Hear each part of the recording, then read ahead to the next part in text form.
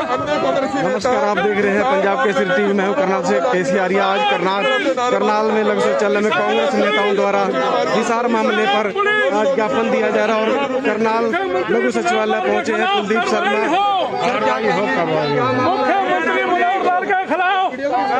हरियाणा में जिस तरह किसानों पर, खासतौर पर महिलाओं पर लाठियां चलाई गई हैं, किसान अपना शांतिपूर्वक प्रदर्शन एक लोकतंत्र में कर सकते हैं। मुख्यमंत्री जी ने करनाल के 3-4 जगहों के हॉस्पिटल्स का उद्घाटन ऑनलाइन किया, लेकिन वो हिसार में हिंसा भड़काना चाहते थे, इसलिए वहां पर और 144 की नियम भी हुआ करते हैं, खुद सरकार तय करती है। वहाँ चीफ मिनिस्टर के साथ 150-200 आदमी थे, तो कहाँ 144 को सीएम चीफ मिनिस्टर ने तोड़ा। फिर जब किसान अपना प्रदर्शन करने के लिए वहां पर जा रहे थे तो उन किसानों पर लाठियां चलाई गई, आंसू गैस के गोले चलाए गए, रबड़ बुलेट्स चलाई गई।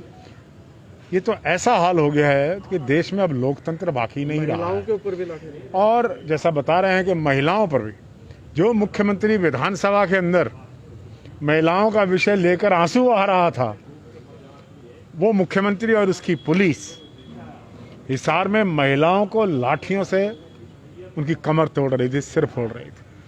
तो ऐसी परिस्थिति में हम सब कांग्रेस जन एक धारा 144 का पालन करते हुए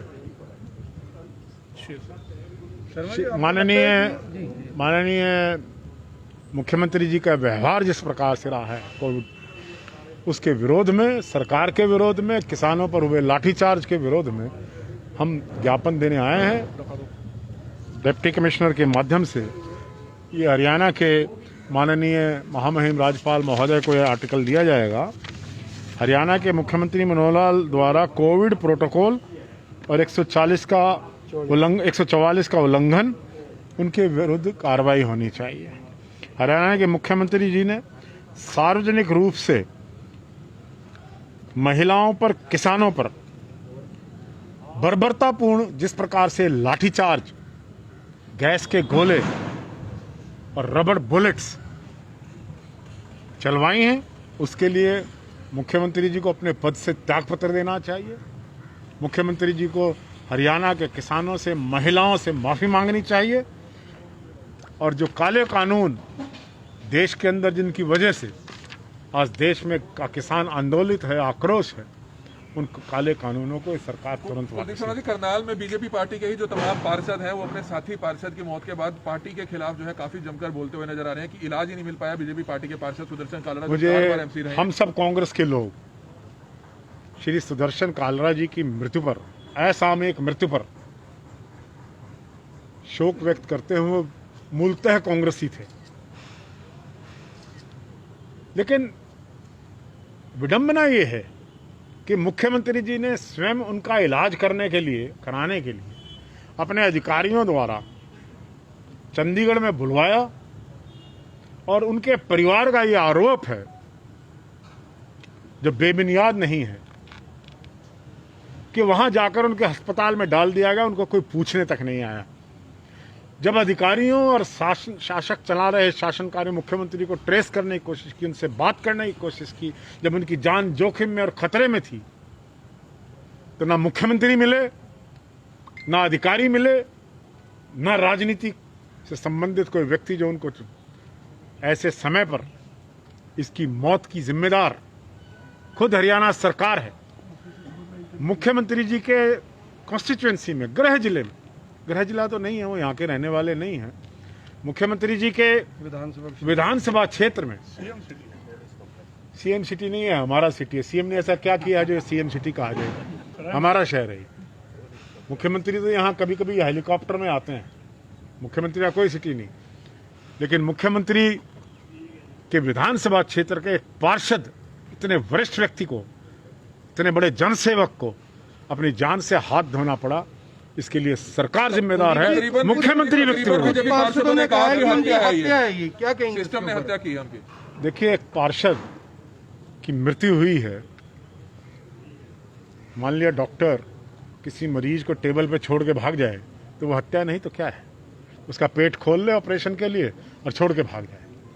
इसी प्रकार से हरियाणा के मुख्यमंत्री और हरियाणा सरकार के प्रशासन का व्यवहार रहा है कि उन्होंने एक इतने वरिष्ठ शहर के नागरिक को, पार्षद को ऑपरेशन टेबल पर पेट खोलकर छोड़ने के समान छोड़कर चले गए, तो उनका आरोप गलत कहाँ है? शर्मा जी, एक बड़ा सवाल ये है कि जो टेम्परेरी हॉस्पिटल है, उन्होंने खुद बुलवाया यहाँ चंडीगढ़ में इलाज के लिए, उसके बाद अधिकारियों ने फोन उठाना तक मुनासिब नहीं। मैंने ये बात कह दी है कि खुद बुलवाने वाले वो लोग थे, और उसके बाद जब उनकी हालत बिगड़ने लगी तो जिस प्रकार से डॉक्टर ऑपरेशन की टेबल पर मरीज को छोड़कर भाग जाए, उससे तुलना इसकी की जा सकती है। टेम्परेरी हॉस्पिटल पे आपको लगता है कि टेम्परेरी हॉस्पिटल के लिए भी इस तरह सीएम को आना चाहिए था, वो भी कोरोना काल में? चीफ मिनिस्टर, देखिए मुख्यमंत्री तो बन गए हैं, ठीक है, हालात ने बना दिया, लेकिन उनकी सोच समझ कहीं भी मुख्यमंत्री जैसी नहीं है।